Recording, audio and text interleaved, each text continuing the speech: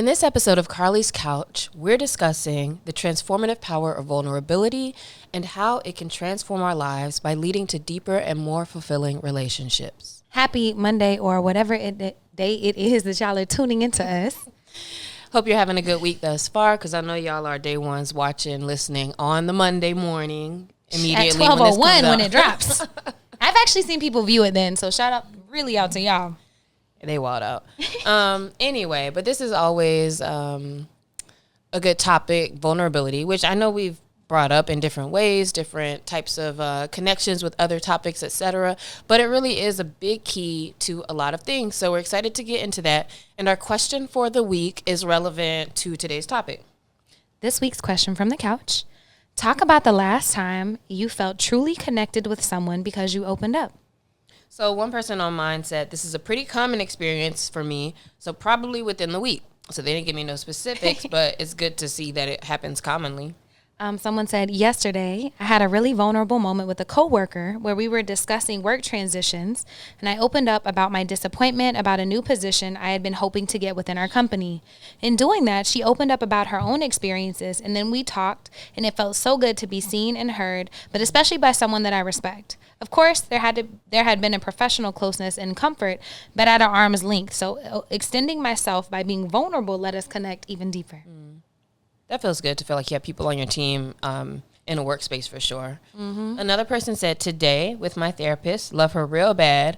I had a good ugly cry, and I believe it's what I needed as a transition into my next chapter.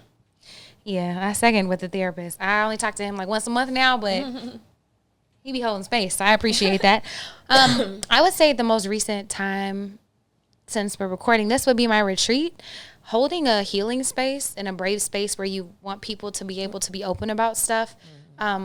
It's just kind of like a requirement, I guess, but I'm used to that. Like, I like being open. I like being vulnerable. And so it's not a big deal for me to share. But some of the stuff I shared was actually really, hard and really deep and profound. And what I saw during the retreat is the more people were vulnerable, the more everyone else was too. Like, it just opened the door for that. Mm-hmm.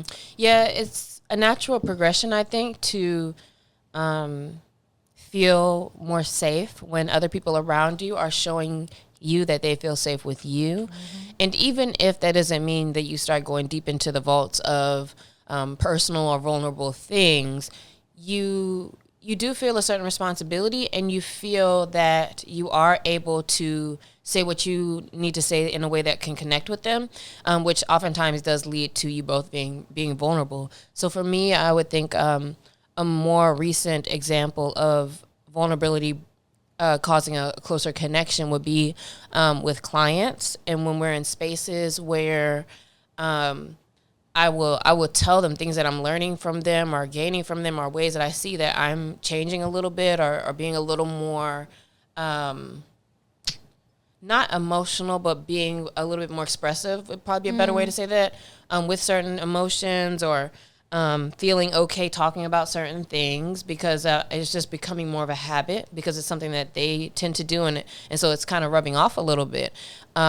And so I would think that sharing that with them, and then, being able to have like conversations with folks who, especially when it's work related, but things that have nothing to do with work or about your life and love and all the things, right? It does feel good. And when it happens in a space where it feels right, it's because I think it's kind of like a common ground and understanding there. Because when you're like talking to somebody, I feel like maybe they're kind of trying to force you to speak up on something. Yeah. Or you're like, you could say something, but you're like, I'm good. Like, I don't need to tell my story here. So I think a big piece of this is discretion, as well as discernment and understanding who your audience is. And we've talked about that before, but it has, for the most part, been beneficial, though, when I do show vulnerability in certain spaces. If anything, because because in that moment, I am being authentic to myself, and that can never be the wrong thing. Yeah, you can't miss. Absolutely. What's been your... She thinks she's a sphinx. We're talking about Marvel on the video. Pharaoh and the posing cat. on these hoes. How has opening up been for you? What's been your journey with vulnerability when it comes to relationships and like your life experience? But like I didn't feel like I had a voice because I knew what I was supposed to say, what was right, what was wrong, what was good and bad, what was expected of me. And so I grew up always kind of holding to my chest what I thought about things and or what I liked or cared about or whatever, for fear that it would not be validated. And so I always felt, and I still do, I always felt like I kind of like having stuff that's to myself. And not like it's some like crazy secret, like I got bodies in the basement or anything like that, but more like, I feel more comfortable having some things just to myself. And so over time, I have definitely learned, especially with relationships and with friendships, that the vulnerability in certain spaces is a good way to grow. It's a good way of going through conflict to get to the next levels in relationships. It's a good way to get closer with folks who are around you, and understanding that, yes, those strengthened relationships are a benefit. I think that's the biggest thing, is that I didn't necessarily feel like, like, okay, cool, like what the relationship is fine. And to actually see like, oh, it can be even more fulfilling is interesting, because I didn't necessarily see that. Do you remember like what that catalyst was, or when that point when it kind of changed, like, oh, this is actually like a thing, like I want these deeper relationships. This is something I need to work on or grow with. Not exactly. I can see how in romantic relationships, how over certain ones that continue to grow or open up. I think 2020, 2021 was the biggest change in me being more open and vulnerable about what I want, or, being able to speak up in relationships for sure. In a way like I will never be in certain spaces anymore, because I just can't even fathom that.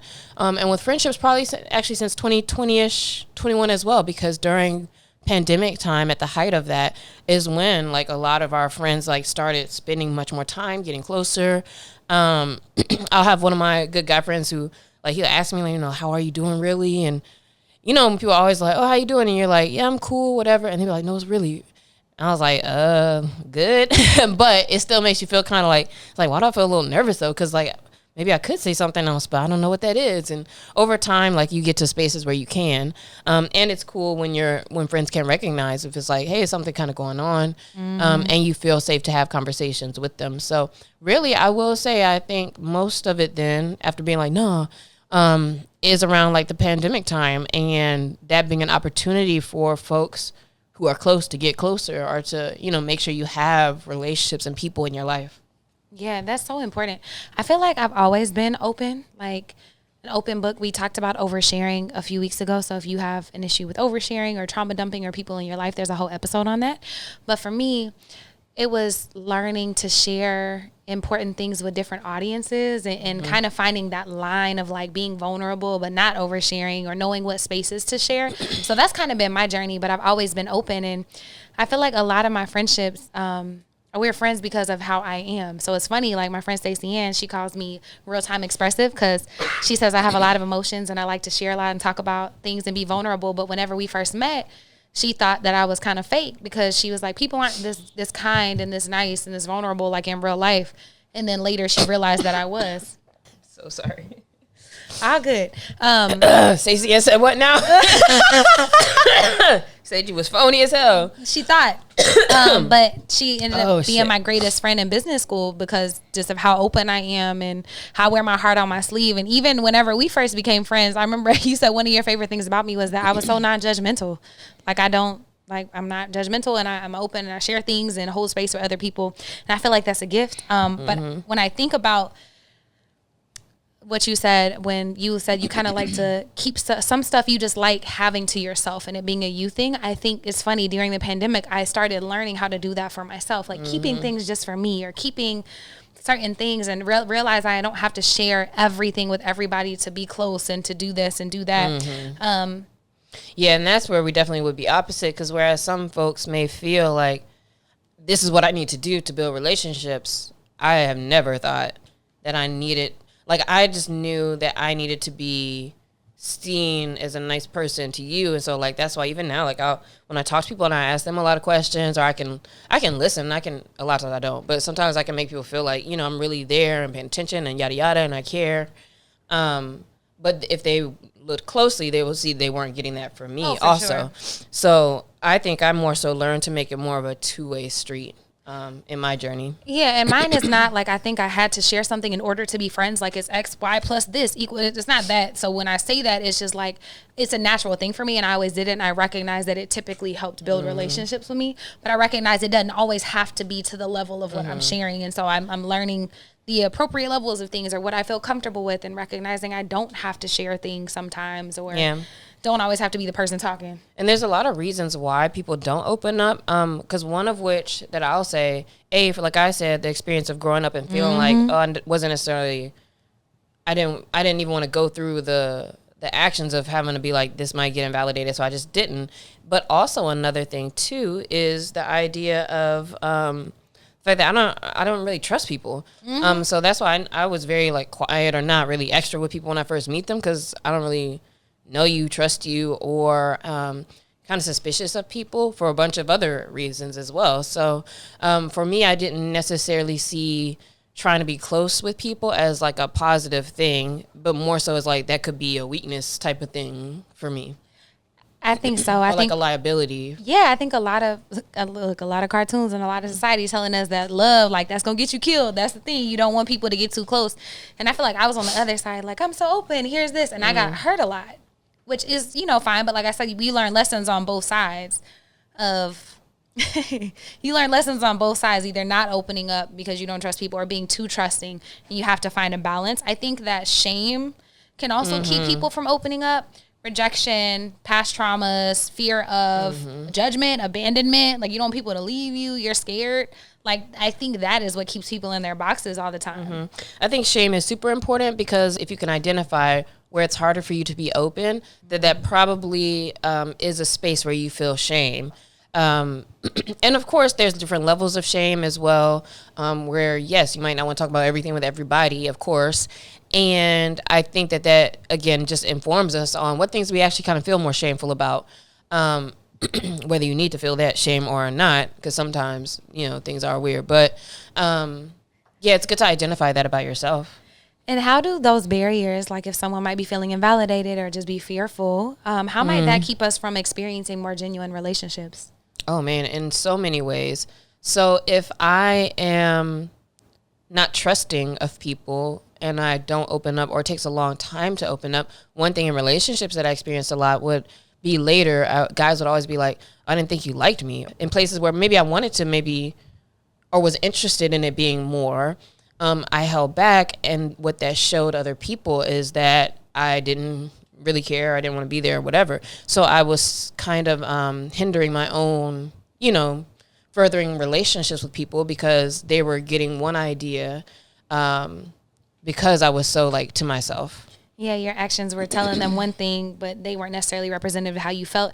I would think another one is you missed the opportunity just to go deeper with people. So this weekend at the retreat, someone was sharing something, and it was on my heart to share like this life experience that I had about growing up with domestic violence and things. And I just did, because I try to listen to my heart. Like it didn't seem like it necessarily went exactly in that moment in the conversation, but I felt it in my heart. Let me tell you this. It's funny, but at the moment I shared it, someone else was like, oh my God, me too. I didn't even know that was oh my God, what? And it was like I could see like the fireworks going off in their head, and I'm like, I'm so glad I listened. I would have missed out on that opportunity of connection with her to talk about deeper things, and to be able to share resources with her, even to help her unload a little bit of the stuff she's been carrying around, where she thinks that people are not experiencing the same thing or don't have it, but we literally grew up pretty similar. So being vulnerable helps you to have stronger relationships based on things that you have experienced, your own healings, ways that you could actually be there for each other in a way that maybe you didn't even know before. So now things can mean something different when you check in or when you talk about a certain thing or whatever. So it just has more context to your relationships. I think that's good too. Another aspect to all of this too is society and pressures. And I think somehow I applied this to me even as a young woman, but You know, society says that we should be strong and, you know, that we're holding ourselves together and all of those things, which can sometimes feel opposite to the message that we're bringing today to say, hey, be more vulnerable with people and about your feelings and your life and expression, et cetera, et cetera. So talk about the balance there and how we can pull from both pieces if we even need to. Yeah, I feel like the U.S. is so individualistic, and we are socialized to be strong, to be independent. You don't need nobody. Even our family systems are close knit. It's not like a big community where we share things. Like even growing up around alcoholism, around abuse, behind whatever is going on behind closed doors, you don't share with other people. And so I say I'm open, but when I was a kid, I didn't talk about anything because I wasn't allowed to be vulnerable and share. And I didn't have a therapist. And so I think that this like socialization of being strong like keeps us from building that community, which is really the thing that sustains us. Now, I'm not saying go run around town and tell everybody your business, because that's probably not the thing. But if there are people in your family, people in your friend group, people that you have relationships with who are trusted people, there might be other opportunities for them to help you, for them to hold space for you, for them to share resources or help you carry a burden that's not meant to be carried by yourself. Like, no man is an island, a peninsula maybe, but thinking about that, like how we're actually all supposed to be more community oriented. And if you look at any Black and brown culture, that is the basis of the culture, is community. Yes. And not being vulnerable could be potentially keeping you isolated in your issues and trouble or trauma, etc. Whereas, just like Carly's saying now and in her story earlier, to be vulnerable and expressive only helps you realize, like, there's so many of us in, you know, similar circumstances or having gone through the same things, which allows us to move through those things with a little bit less weight on our shoulder, maybe a little bit less shame. You never know. Brene Brown is I don't know what to call her, actually. Speaker, author. Vulnerability expert. She's a researcher. She has a popular TED Talk called The Power of Vulnerability, and she has a book called Daring Greatly. And one of the things she does is explore how vulnerability is the key to courage and a fulfilling life. She also discusses the role of shame in preventing vulnerability and how overcoming shame is crucial for self-acceptance and living wholeheartedly. So if you're interested in this, look into her work, talking about how vulnerability is essential for building stronger connections. There's so many other people who are speaking about the topic. And I think her work is so powerful. She was one of the first people I heard talk about it. And the biggest takeaway I have, because I've listened to her podcast, I've read books, I really like Brene Brown, is that it really takes that weight off. Like, there is so much shame in us thinking like, oh, I can't tell someone that I have, you know, financial issues because then they're going to judge me because I mismanage money. Whole time they could have been helping you. Whole time they on their air mattress. Bro, you know what I'm saying? Whole time they're in the same spot as you and this, and y'all could be fortifying each other. But she talks a lot about how we're socialized. So we talked about how, you know, individualism and society like keeps us in these little boxes, and what being vulnerable does is breaks you out and says, you know what, this is me. I'm living authentically. I'm going to show you all the parts of myself that you want to share. The good, the bad, and the ugly. You can judge me or whatever, but at least I'm not judging myself. And I think that's a big thing. The moment you take that shame off, the moment you're willing to own things, that's the only way you can ever really heal and move through them. I'm doing a lot of hands right now if you're watching the video. I'll say one other thing, though, when it comes to finances that's actually interesting is that sometimes being more vulnerable in the area of money will actually show you that not everybody is struggling. And I think that's important, too. Because, yes, a lot of times we're like, oh, dang, everybody's kind of might be struggling with their bills or doing this and that. And that's cool to have people you can connect with in that space. And it's also really cool to be like, damn, struggling with this with people and learning like, oh, actually they got X amount in their fund and this and that. Because also what some folks will do, of course, there are folks who will judge you, and there's a lot of folks who will help you or give you some tips or show you what they do or what they've done. I think what's interesting too when it comes to money, a lot of times the advice is just like, you just not ready for it, because people can always tell you the same things like, pay yourself first, put some stuff to this, to do this and that, spend less. And like, it's one of them things where like, you just don't be wanting to hear it, and you don't do it till you do it.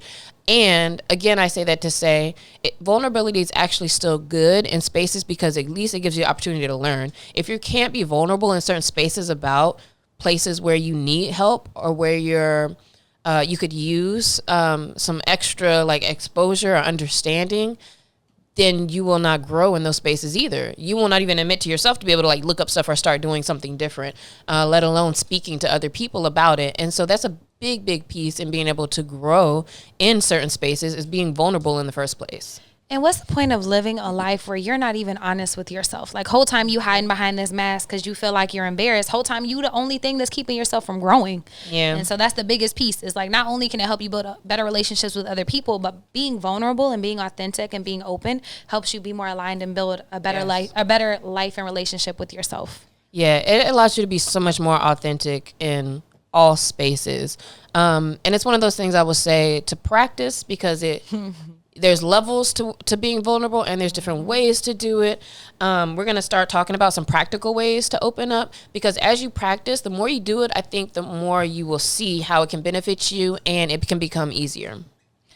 So starting small, I think it's important to like share thoughts, like if you're the person who never speaks in conversation, practice answering, practice saying something, practice interjecting, practice saying your thought on a recipe. How did you like this? Or what's your favorite? Or what's better?